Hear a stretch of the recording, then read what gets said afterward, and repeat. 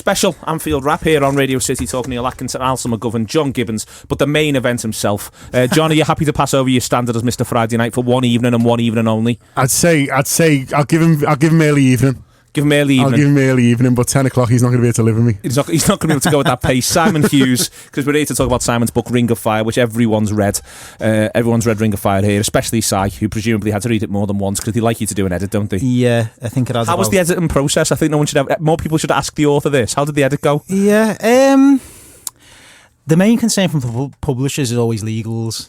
That's the main thing. Right. There were one or two things that had to get removed. Tell me after. I won't be able to say these publicly, but it's so disheartening when they come back, haven't done a legal read, and there's a big red pen all the way through certain sections. But I think a lot of if a book's worth doing, you're going to get some situations like that, and you just got to take it on the chin and crack on. The same thing happened to Make Us Dream, the story of Liverpool season 13-14. So basically, there were certain people who got off with other people in the saddle, and we just couldn't put it in. Okay, let's get it stuck in then with the why. I mean, there's a clear why, isn't there, in terms of what you're doing here? Because you'd written Red Machine, which did this for the 80s. You'd written Men in White Suits, which did this for the 90s. So I suppose it was always going to logically follow that you'd want to do something like this. But when I say why, in the same way that Men in White Suits is sort of looking at Liverpool's decline, what did you want Ring of Fire to look at, and do you feel as though you achieved it? Yeah, I thought, I suppose I've said this in a few interviews last week. I think this decade, the 2000s, I don't want to call it the noughties because I just hate that term, but the 2000s, it's probably the most written about decade in Liverpool's history, in the sense it's the most eventful in a way, isn't it? Yeah, it is, yeah. And, with the advent of social media in this decade, the internet accelerating at a phenomenal rate and people writing on, everybody's written about this decade. And I realise, I think football supporters, Liverpool supporters think, they probably know a lot of the things that went on because a lot of it was public as well. Yeah. But I just kind of felt, knowing there was quite a few stories that I'd never been able to print before, I thought, well, this is the opportunity to do that. There's a lot of misconceptions about people's reputations, and it interested me that this became a decade where you had, characters like, I suppose, Michael Owen, who's a national hero. Yeah. Let's be honest, he was a national hero for a period of time. To go from that to almost a situation where nobody likes you at all, I just thought that story was worth telling, and I kind of focused on the divisive characters a little bit more in this one. I realised the strength of the other books was probably the lesser known players because, that they hadn't done autobiographies and everything else, and that didn't mean that they didn't have interesting stories to tell. Whereas the challenge with this one was, the bigger names tend to speak better and have better reflections and more things to say, more strong opinion as well. So I realised there was going to have to be a slightly different tone. The kind of the higher profile names would have to feature in this one along the way, with one or two rogues. Like, for example, I interviewed Albert Riera. Just it might seem a little bit random in the book, I don't know whether it does, but there was a reason behind that. I mean, I kind of thought he symbolised a lot of foreign players that kind of came into Liverpool and went, and you kind of just don't know where they end up, and Liverpool had spent quite a lot of money on him to bring him to the club. They did spend quite a lot of money on tough players in that decade, and I just felt that he kind of summed that up, and also his kind of background in Slovenia. I just thought I couldn't resist the trip to Slovenia. The one thing, so my conclusion, I had a couple of conclusions from the book, but the first one I came to was like personalities matter. Like the sense you get of the fully rounded three-dimensional individuals is what made them good or bad on the football pitch and behind the scenes. Like that, you get that massive sense of who these people are from the book. When I sort of like closed the final page, the thing that gave me the sort of rationale for reading the book was that this massive event happened in the middle of the decade of us winning the European Cup. And I've got this, like, it's a much laughed at joke that I have a scrapbook of all of the newspaper cuttings of the European Cup, which I, like, long before I had a kid, kind of made in 2005 with the idea that I'd, like, give it to my kid when I had one, of like, this is what happened when we won the European Cup in 2005. And I sort of feel like this book is like the story of the people in the pictures in that scrapbook. It's like she'll actually be able to know like who the people were and like and what they were playing for and what they were all about, and how Liverpool Football Club had this like major trauma in the 90s of not being very good. And then we kind of recovered from that, partly through the kind of skill and personality of Gerard Houllier. And there's a bit in his bit which is about, you know, what he passed on, if you like. And then through this amazing, you know, Steven Gerrard, Rafa Benitez, great stuff. I kind of felt similarly, I suppose, to the... there are similarities with the 90s book, the Man in White Suits book, because I suppose the central point in that book was the middle of the decade, or the 96 Cup final, whereas the central point of this book is 2005, and it kind of feels like everything beforehand was almost building up to it, although there's obviously a huge element of romance with 2005, because you know 12 months before you just never said it was going to happen, but then everything afterwards that happened is almost a consequence of that, you know. So there are similarities, I think, you know, in terms of the structure of the book. I understand what you're saying there. Yeah. Did you find it tougher to write, given the fact that you were very, very active in the period, if you see what I mean, as a human? It's not a sort of that much of a historical exercise for you. You're very emotionally invested in all of this. You were very emotionally invested, and you mentioned Istanbul there, because that's one of the things I took from it, which is that essentially Istanbul is in the middle of the book, it's in the middle of the decade, but also it's two very distinct stories you're telling, the one before Istanbul and the one after, and both of them are emotionally involving. One positively, broadly speaking, treble season under Houllier, League Cup win, couple of near runs at the title, followed by Istanbul break, and then it's, with the exception of the FA Cup win and the good football in 08-09, it's then a story of heads falling off. Yeah, I'd say I had to have like a clear idea at the beginning of more of a... I mean, I think that the weakness of the first book that I did, I keep on comparing it with the last, but I suppose you've got to make those comparisons. The weakness of the first one, the Red Machine book, was that they all felt like kind of individual interviews. There wasn't maybe anything linking them. I think that the second one in the 90s kind of perhaps developed on that a bit more, but I realised there needed to be slightly, you know, more of a narrative linking the interviews in a subtle way. Maybe I've kind of not done too as obviously as I should have done sometimes. I don't know, but it's definitely there in the 90s book, and you're right. So the differences there between the 80s book, the 90s, and the 90s book. The 90s book and this one are similar in that regard. I think the big concern when you're doing a book, particularly in this decade, is it wasn't the stress of writing the book. I think once I'd done the interviews, they were quite straightforward to write, really, because when you've done an interview and you know you've got some good material, you just can't wait to get writing. And I think that came quite easily in some ways, but the stress is securing the interviews, because obviously you're dealing with much higher profile people. You're never quite sure what you're going to get until you get there.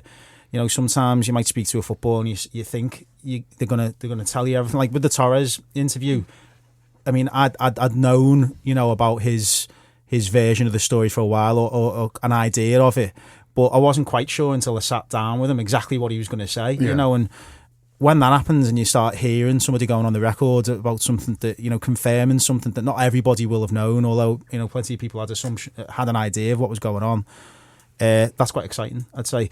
You know, similarly, you know, it did involve a lot of travel, this one, so, you know, sometimes you're thinking, oh God, I've got to invest a lot of time and money in getting to meet these people. But I think people do appreciate generally, you know, sporting people, you know, if they recognise if you made the effort to go out and see them, and like talk about Albert Riera, I think he was quite surprised that anybody was interested in what he had to say. But I think it's one of the most interesting chapters. I'm really pleased you did it. We'll come on to talk about him a bit later on, because I think one of the things that's interesting about him is the way in which he's clearly a very different person, and that's something that you're bringing out throughout this book, is the way in which they become very different people. But before then, I want to prompt you on this and then move along. There's to compare to the two previous ones with the 80s and the 90s. At the heart of this one, there's a word that's very rarely used. Parry uses it, and it's Abramovich. And were you more conscious that this was probably the decade, you know, the 80s, Liverpool are beaten all before them. The 90s, yes, there's the advent of the Premier League and there's the growth of Manchester United. But this, to me, feels like it's the one where the club's most sort of buffeted by external factors and which are influencing decisions. And it's strange because none of the footballers say it. Parry says it, and I think I can't remember if Houllier says it or not, but Parry says it for certain, and it's quite a strange way in that, you know, he does define the decade, Abramovich, in terms of what he does to English football, and so it's quite difficult to sort of to place that in. You're doing it all the way through. You're doing backstory, you're mentioning little bits and pieces, but he's sort of it's really weird. For the first time, I almost feel like there's a character in the book who was nothing to do with Liverpool. If you sort of get me points, yeah. I think ultimately, you know, the 90s book, Liverpool were only ever a maximum of 10 years away, having won the title, you know, whereas the longer it goes on, that is always lurking in the background, you know, it becomes harder. I felt hardest to win the title, so I felt that when writing this book, you know, it felt to me like Liverpool just constantly getting further and further away from being a successful club. By the end of the decade, you know, it's never been further away, you know, in the you know, it finishes with obviously Hicks and Gillette and Torres and Hodgson and all that, Caper. And Caper's one word for it. And I think like kind of the money issue certainly becomes more relevant in this decade. You know, that's why I thought the Rick Parry interview was kind of relevant, because it kind of goes back to the very beginning. You know, I found his story quite interesting in the sense that, you know, he helped found the Premier League, which ultimately I think probably made it a lot more difficult for Liverpool in the long term to get back onto that, you know, that highest level of performance that they had. And yet he kind of almost, although I don't know whether you'd agree with this, but he'd set the kind of the environment for Liverpool to exist in, and then he had to go and try and find a way back, you know, to try and get Liverpool back to the point where the club was being successful. I mean, there's more. This one is a more of a complicated interview, because it's not a complicated book, because it's not just about a trip down memory lane. This book, you know, like that was maybe relevant with some of the other interviews and the other books, whereas this one, I feel, you know, there's a lot more issues in it which are affecting Liverpool even now in 2016. You know, the legacy of Hicks and Gillette, I don't think can be underestimated. I think the club's changed forever because of that. I think certainly Abramovich and that, like, you know, the financial aspect of it, you know, was covered quite a lot in the book. I think, particularly you know, the longer you get, you know, you get further back you get in the decade. Yeah, you mentioned the divisive characters, and I think what's interesting and what I perceived as a challenge when I was reading the book is getting the balance between finding out stories and what went on, but not becoming a book of people setting records straight. Yeah. And I think that can be quite hard, kind of, because Michael Owen obviously had things that he wants to get off his chest, Fernando Torres things to get off his chest, and Gerard Houllier, as me and Neil have found when we interviewed, is very prepared to tell you how successful he was. And you know, and that's fine, why not? Because he probably doesn't get enough credit, and he probably feels that, and understandably so. And then there's a little bit of that, and even someone like Danny Murphy's can say, well, I scored 3 winners at Old Trafford, you know, and so there's telling the story, and there's allowing them to tell the story, but without getting, you don't want it to be 10 chapters of people kind of sticking up for themselves. Certainly, I think that, you know, what I certainly don't want to come across as is like an apologist for these players, you know, revising history and, like, you know, kind of, well, Michael Owen ultimately did sign for Man United, and that will forever be a stain on his character, inevitably. You know, I can't defend him on that, can I? But yeah, I just felt like you know, when I spoke to the players beforehand, I said that the big advantage of doing an interview like this in a book is there's a lot more room for context at the time, and like I kind of chose players who I thought would almost like kind of dovetail well with each other. You know, like for example, the Parry chapter I thought was important to go before the Torres chapter, because it sets a lot of the context before Torres comes in about, you know, talking about like the mess that Liverpool were left in. And I just think sometimes, you know, ultimately I've said this in a few places, you know, that the Torres was kind of had sat on this for quite a long time. He, you know, I say there's obviously always two sides to the story. He certainly wanted to tell that story for a long time, but finding the medium to do that is a bit of a challenge, particularly when you want all the context. You know, there's a lot of context as well that he'd forgotten about. You know, when we were speaking, you know, there's certain things that I was reminding him of. You know, certain dates when things happened, and he'd completely, I wouldn't say forgotten, but I think I'd like kind of just brushed it off. You know, so yeah. I didn't want it to come. I hope it hasn't come across that it's like kind of, you know, it's just. No, it doesn't. But it's a challenge. It's an obvious challenge. It is a challenge. Yeah, it is a challenge, and you know, ultimately, you want to kind of represent those players reasonably well, but be objective about it, because, you know, that's the point of doing a book. And ultimately, you know, I wanted the flow of the book to you know, I wanted people to feel there was a you know, beginning, middle, and an end, really, and I hope that's kind of come across. Okay, it's the Anfield Wrap on Radio City talking to Si Hughes about his book Ring of Fire. Coming up in a little while as well, we'll have a clip from our Pro View show with Si Hughes, Neil Mellor, Jay Spearing and Gareth Roberts. Back in a second to discuss the managers. It's the Anfield Wrap on Radio City Talk. Neil Atkinson, Alison McGovern, Simon Hughes and John Gibbons. We're not going to do any songs this week. We're just going to power through because I'm so interested in Si's book, to be honest with you. So, another invisible character in the book. You chose not to interview Rafa Benitez. I think it's a fascinating decision not to interview him. You make it very clear why in the foreword, but I think it's one which is, as comes through when you're going through everyone that you're interviewing, you don't want anyone who you feel as though is still an active actor, if you know what I mean, in the world of football, which Rafa Benitez is, firstly, and secondly, he's not a man who gives much away anyway at the best of times. There's a great book to be written about him, a true book about Rafa, because he is the most divisive character, one of the most divisive characters. Do you find him really interesting? I do, yeah. I do find him fascinating. I think there's less to him than meets the eye. There probably is. I think that's what's fascinating almost. I didn't make a decision. I say that's someone who loves him and thinks he's fantastic and a genius. I didn't make a decision at the start of the book to say, right, I'm not going to interview Rafa Benitez. I did have some discussions with people about doing it and seeing, I was trying to judge what the merits would be. What's he going to say that is going to... Because ultimately, if he's... I thought to make this interview work, he'd have to be really, accountable for everything that he says, as all the other interviews are. Because obviously I realise a lot of the interviews are kind of quotes led, really, just let the quotes run and let him tell the story. Now, having sat down with him, it was actually 24 hours before he was appointed not with him, sorry, with his advisor. It was 24 hours before he got appointed as Newcastle manager, which obviously made it quite hard to do from there in. I was up on a deadline as well at that point, but I kind of haven't had that discussion with different people. I just thought, he's in the narrative of the book anyway. He's spoken about a lot. I obviously wanted him to have the opportunity to speak if he wanted to, so that was offered to him, but ultimately it just didn't quite work out. Now I'm quite happy in some ways because I don't think that an interview with him would have probably lifted the book in any way. It would just be in a case of having Rafa for the name, for the same reason, I suppose. Well, if you, for instance, I think the European Dreams book is really, really good. Yeah. If you want a series of really strong tactical insights, because that's what he is. He's a football genius. He's a man who just thinks obsessively about football, about what's happening on the pitch, all that sort of stuff. That's who he is, and so that's why I say when I think there's less to him to meet the eye. What I mean is, it's quite, just even reading that book, which I know Rory worked on with him, you get the impression it's quite difficult to find out what he was thinking, because what he was thinking was football, and that's what then happens, and so you've got this stress, which is that's what he's thinking, and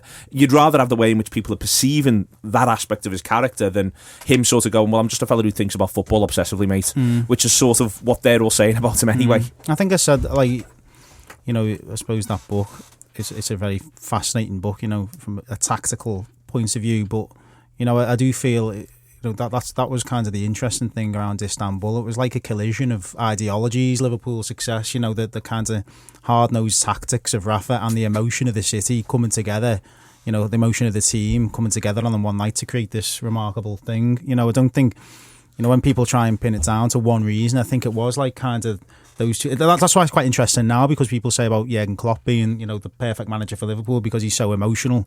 Like, well, success doesn't necessarily follow those kind of lines all the time, doesn't it? Just because he's emotional doesn't mean that Liverpool are going to win the league and Liverpool's an emotional city. I think that, Rafa almost was like the opposite in some ways. He did that. I mean, I don't think that he's hotly, when he's emotional, he's very emotional. Yeah, he can be. I think it is a bit of a misconception that he's a totally, unemotive guy.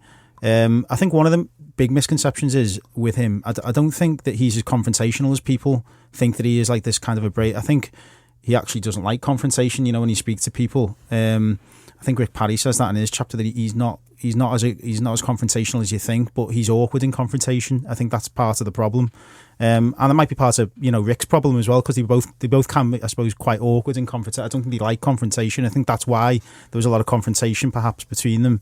Although obviously Rick was at pains to say that, that didn't explain all of the ills at Liverpool at the time. When something went wrong, it kind of did get blown out of proportion. He says now whether Rafa would say the same, I'm not sure. What strikes me as interesting, Alison, on this is the way in which the footballers get the distance and then speak differently, and we forget that that football teams, like a lot of workplaces, but more so because it's an emotional hothouse, and I think that's what comes through. And now that these players have got that distance, are able to take some time, look back, you get really some really good insight out of them. I thought Riera, for instance, it's a really interesting chapter because Riera's only there at Liverpool for 2 years, but he's clearly taken a lot of this in, but he clearly almost acknowledges I wasn't taking this in at the time. Yeah, I think what's really interesting, I mean, I didn't think it so much in the chapter about Riera, perhaps more in like Danny Murphy's chapter about what he had to say about how he thought about himself and the decisions that he'd made, that you see how like the good is amazing and absolutely incredible, but the lows are like equally like massively magnified. And like afterwards, you know, obviously it's difficult being an ex-footballer, isn't it? Because you're definitely an ex-footballer. You're never like a really successful television pundit or, an excellent... I mean, only the ones who become great managers get to be something else rather than ex-footballer. I mean, even Gary Lineker is really an ex-footballer, not a great television presenter. And I think what you got is them reflecting on being in these like quite crazy, difficult, intense situations. I mean, that is football as a game, is it not? It's like 90 minutes of intensity rather than other sports. I mean, there's a hilarious bit about Jamie Carragher and cricket, which I'll just leave hanging there as an incentive for people to buy the book. But you get this sense of like, and we had to deal with this crazy like 10 minutes in this game, this like almost intense pressure. And then afterwards there's this like long trail of time where they get to ever so slowly unwind and reflect on the situations that they've been in, both the very, very good and the very, very, very bad, that's all magnified by the fact that we're stood there watching them as they go through some of the worst times in their life, and how they deal with it is fascinating. I'm glad you brought that up, because that's actually what I think is one of the best things about all sides books, really, is that it allows you to see the negativity of football without the footballers having to do it themselves. It's something I get a little bit frustrated with in autobiographies, is that players are almost reluctant to moan too much, and then when they do, they go, oh, but being a footballer is the best job in the world. I know it is, and they're almost jumping in, and I don't know whether it's because other players have been burnt in the past and they don't want to, have an Ashley Cole situation where everyone hates you even more than they did before when you bring out a book. So, but I get a little bit frustrated sometimes when you read a book and then they'll say, oh yeah, this isn't very good, this isn't very good about being a footballer, but I'm aware that, it's the kind of best job in the world. And that's what I like about size books. And I was particularly thinking about it in the Neil Mellor thing when he was, talking about being a young player and being injured and the stresses of, being out for 9 months and there's players overtaking you and you're worried about this, and then there's other player, and then they'll get a young lad in from France, and then that's stressing you out, and you're thinking, God, when I was 18, I was, the only thing worried me was what T-shirt I was going to wear the crazy house, you know what I mean? And so like, it does. Which floor? Okay, well, mate, don't worry about that. But Thursday nights. But it was, and you do kind of feel like that. And I remember knowing a young lad who was a footballer when we were teenagers. He didn't end up making it, and he used to say to me, I say I'm dead jealous, and he was like, do you know what, I'm jealous of you, like, doing what you're doing, going to uni and getting drunk all the time and meeting people. And I used to think, God, he's ungrateful, but it's just your own experience and those extreme highs and lows.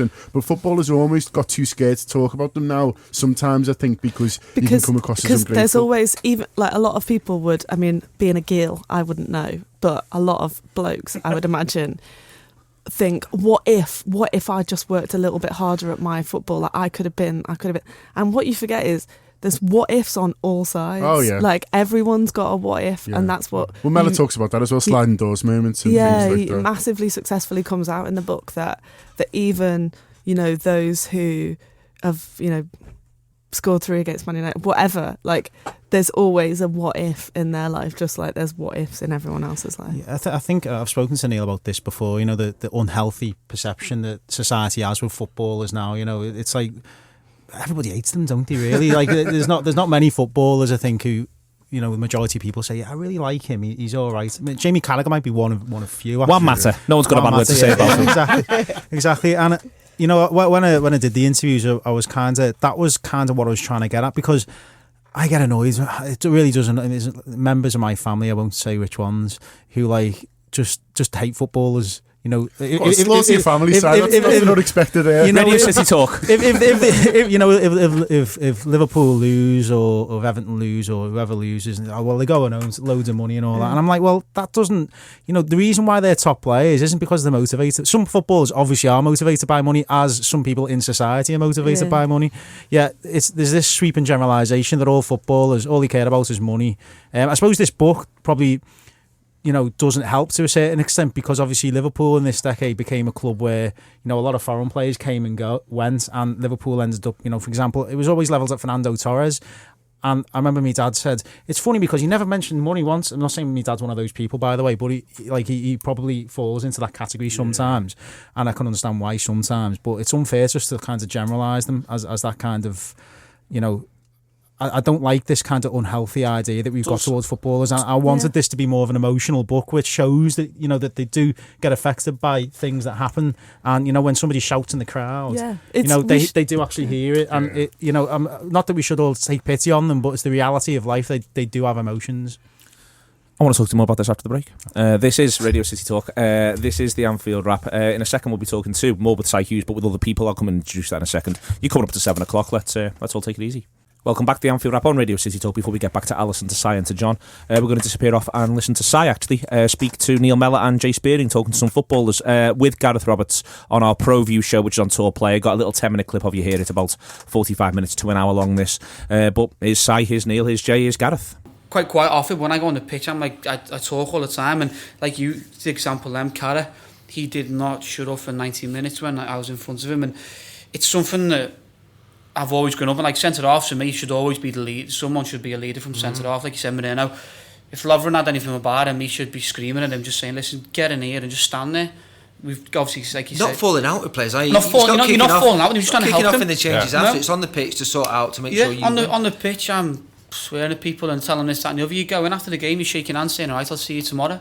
And it's over and done with, do you know what I mean? It's not as if you're trying to make them feel bad or anything. You're just trying to help the full team out and try and push on as a team, as a unit, and get the best out of each other, really. I wouldn't say it was to say, oh, listen, you're like rubbish sort of thing. It's just to try and say, come on, we need more out of you, or as a team, get in here, do this, do that, and try and push on as a whole. But like you said, that the leaders now, you could probably name leaders on one hand nowadays. Like Teddy's probably the main one out there now, who's one of the main leaders that you'll probably see throughout. But I couldn't really name a major amount of many more who are like the likes of Carragher and Teddy. It's a good point about, you know, from a central midfield point of view as well, because at the moment they're getting a bit of stick, aren't they, at Liverpool? You know, it seems a bit disorganised sometimes. I know people are looking for Jordan Henderson to do that, but maybe he'd benefit having some eyes and ears behind him, you know, telling him where to be. Sometimes, you know, you can be the best player in the world, but you still need to be told what's going on around you. And I you know, when I watch Liverpool, you know, you're close enough to the pitch to realise it's quite a quiet team, really. Yeah. You know, there's not much shouting going on.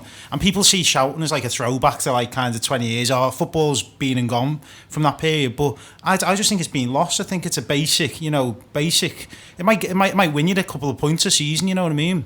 But it's very hard for a young player to come into a team and to be doing that. I think it's more experienced players that you're looking at thinking, you're the leaders of this. There's been very few young players, I think, recently coming through. I look at Rossiter, who was the standout one, who was the shouter and the organiser. Now, I was disappointed to see him leaving the summer, but he was the standout one who didn't care about reputations. He was like, do this, do that, and you could see that in him. He had that sort of personality on the pitch, which is rare with young players, but it's more seen as an experienced player. I'm looking at the experienced players in Liverpool's team and think there's no excuse for you not to be doing that. Now, I haven't played a lot of football since I finished, but I've played the occasional five-a-side and I'm shouting, hey, you get in here and you're doing this, and it's a natural thing.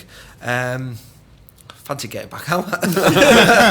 Just talking. What was that like for you then, Jay? You know, we talked about before about, you know, you're all of a sudden put into midfield in Liverpool's first team.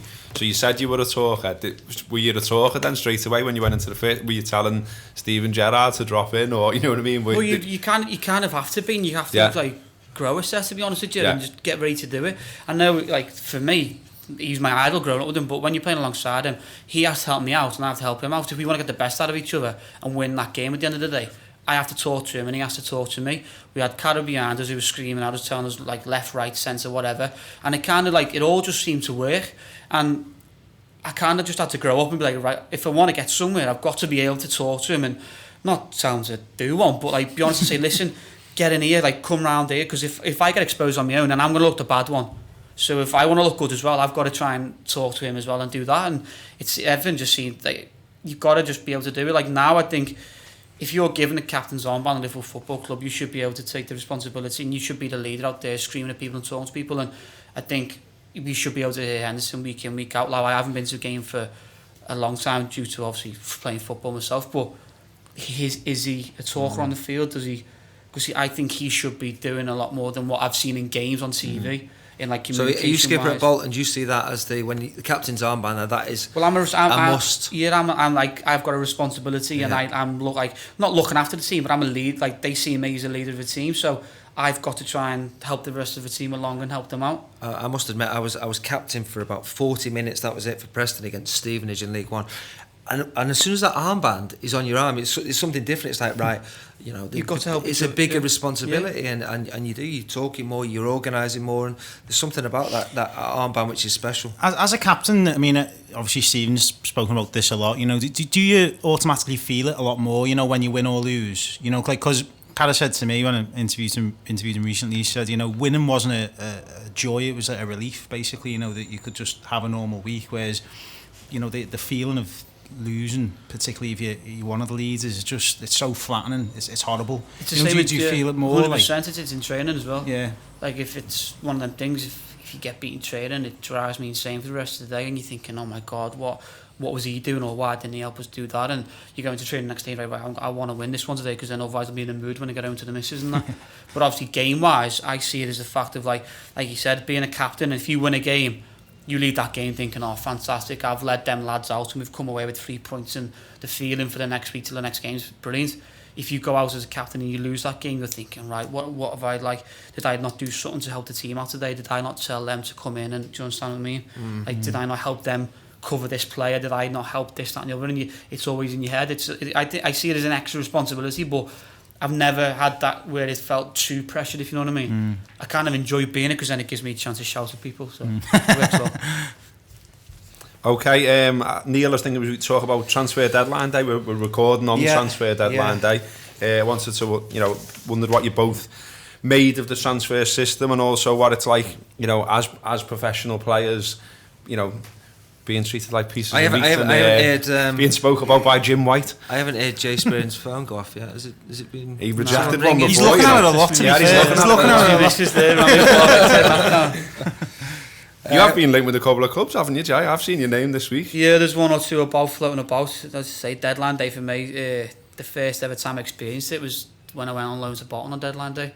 It's one of the things where I just got a phone call, literally 9 o'clock in the morning, said it was time, it's going to go out on loan to Bolton for a year, and it was one that's literally go get me boots and go straight away. It was a bit of mayhem, to be fair, but I enjoy it if it works well.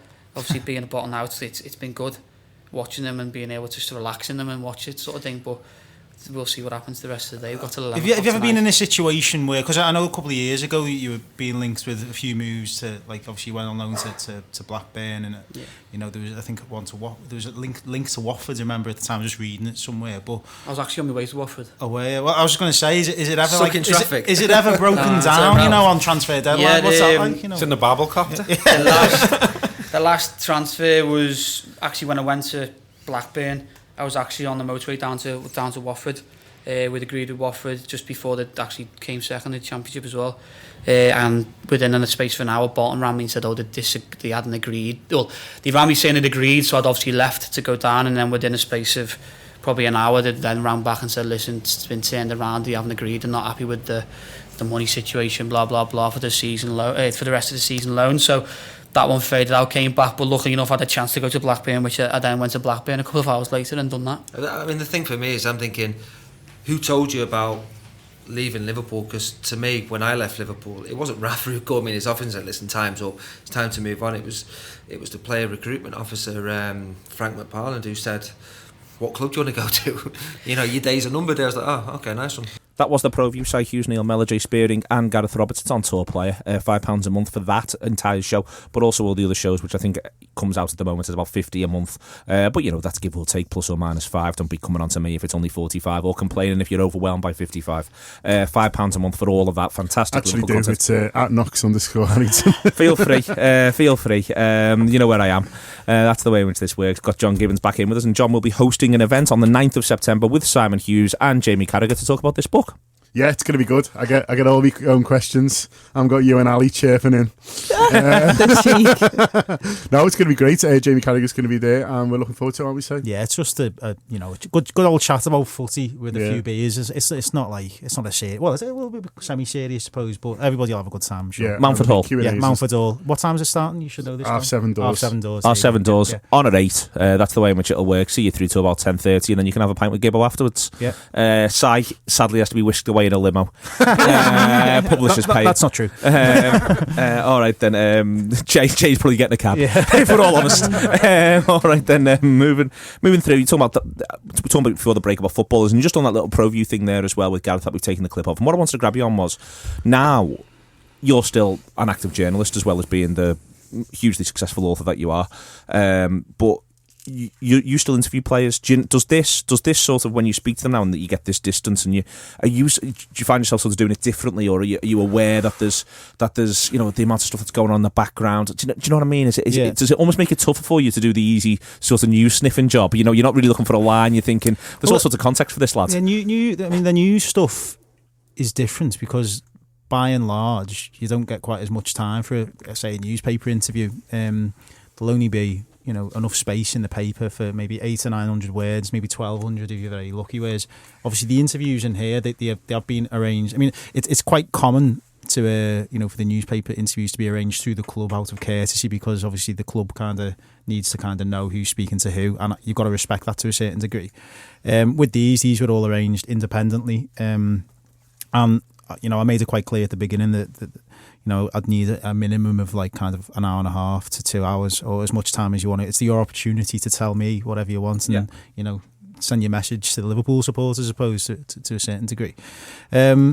So yeah, I mean, I think it's going back to what we were talking about before. Kind of you can spend a little bit more time in when you're doing an interview for a book, and almost, I don't want to say buttering the interviewee up, but like you can ask a few easier questions, and it tends to be when you're going to do a newspaper interview, because you've got a limited amount of time, you've kind of got to get straight into the most newsworthy thing that's going on at the moment, and I think it kind of almost sets an uncomfortable relationship. It can do that if you haven't met the person before. But ultimately, you've got a job to do. Whereas this, you can explain. You can go in around the house a little bit and get a bit more detail on the kind of, the emotional kind of stuff that you wouldn't necessarily get in a newspaper.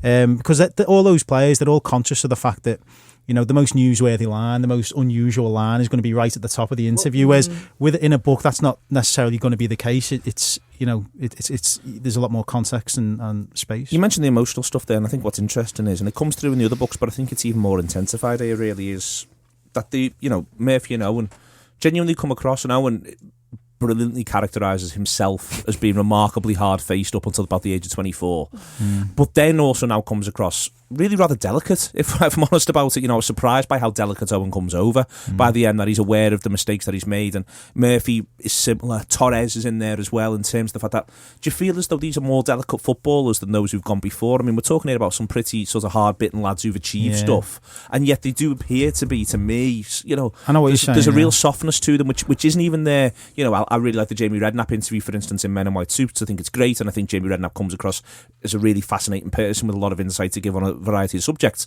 but he doesn't come across as delicate as Murphy, Owen and Torres do here. I think that, I certainly go along with Owen. I think that's partly a consequence of, he goes into a lot of detail in his interview about how, his media image and his public image was kind of, set up for him.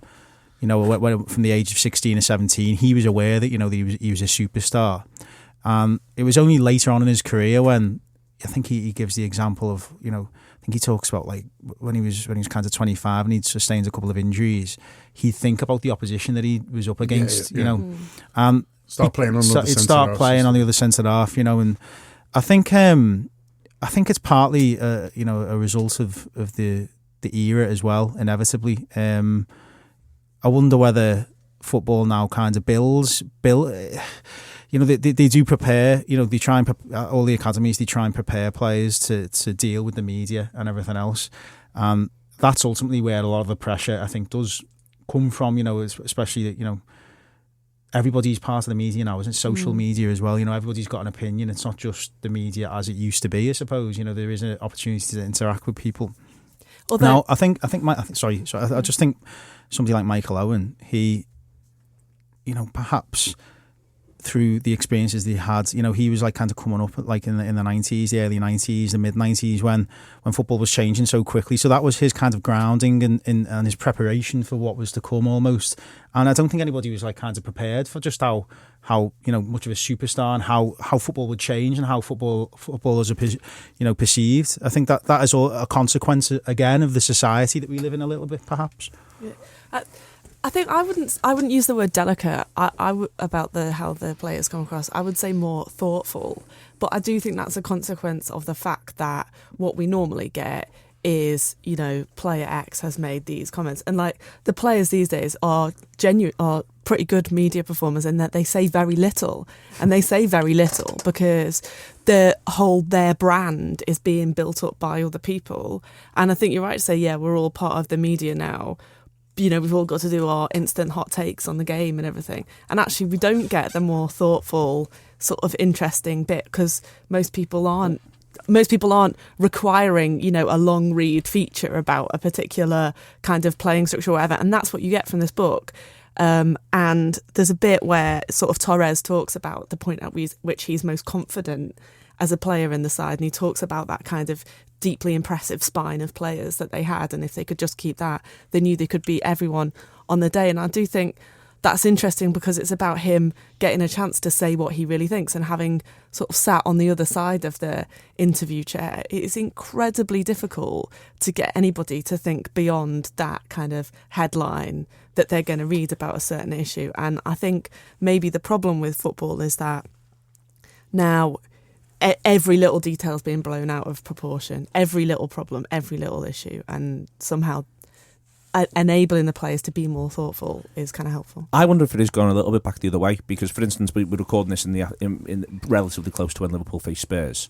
And Danny Rose comes out afterwards and says a series of really quite thoughtful things about that game of football in terms of how hard he found it, how tough Mane was as a direct opponent, hardest game he's had in a couple of years. The sort of thing that would, that you get the impression maybe wouldn't have even been stood for, the idea a player comes out and says about a direct rival sort of 5-10 years ago. And yet he comes out and he's really quite frank, I thought. And I think that you are beginning to get a couple of the players. Lallana's done one recently, just thinking from a Liverpool point of view. But I do wonder whether or not someone somewhere, whether it's maybe even the managers in the way in which the personalities bleed of Pochettino and Klopp, using them as an example, sort of encouraging them to maybe speak a little bit more freely and not see it as much of a big deal side. But I didn't notice that particularly with Rose, that, after we played Chelsea in the middle of the previous decade, Carragher's not coming out and saying Drogba's just giving me the hardest game I've had in 3 years. He's thinking to himself, I'm going to kill him next time I see him. And that, but, wondering if that's something that you feel as though is changing.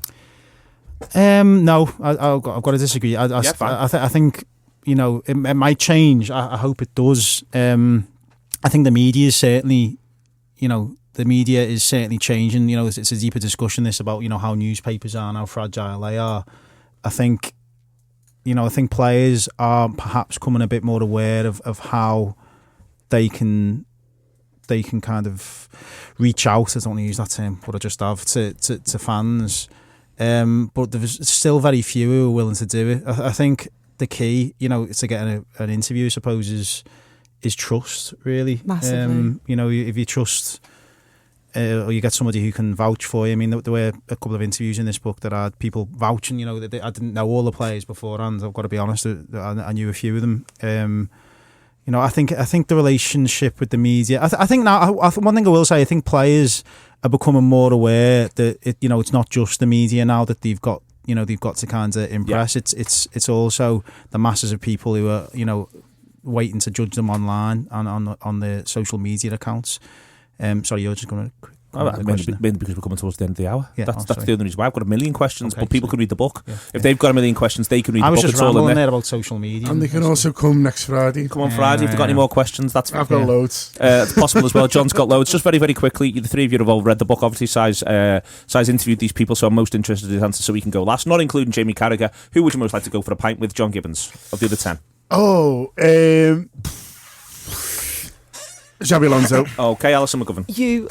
I was gonna say Xabi Alonso. You know what? I like Danny Murphy more now, though, after the book. So Okay. I'm more like. So I'll have Danny Murphy if you want. You take Danny Murphy. Okay. You take Xabi Alonso. Which one would you go for a pint with? You've met them as well. Yeah, I mean, I've got to agree with John. Actually, Alonso's a pretty cool character. If you could have anybody's life, I think it would be Xabi Alonso. Okay, huge thank you to Alison McGovern, to John Gibbons, but also to Simon Hughes. It's another fantastic achievement. It's remarkably difficult writing a book. It's remarkably difficult to write a very, very good one, and Simon's achieved that. It's available now, all good bookshops, Ring of Fire, all your online providers. You should know where to find it. We'll be tweeting about it as well, and do go to Manford Hall next Friday. It'll be an absolute cracker. See you in a bit.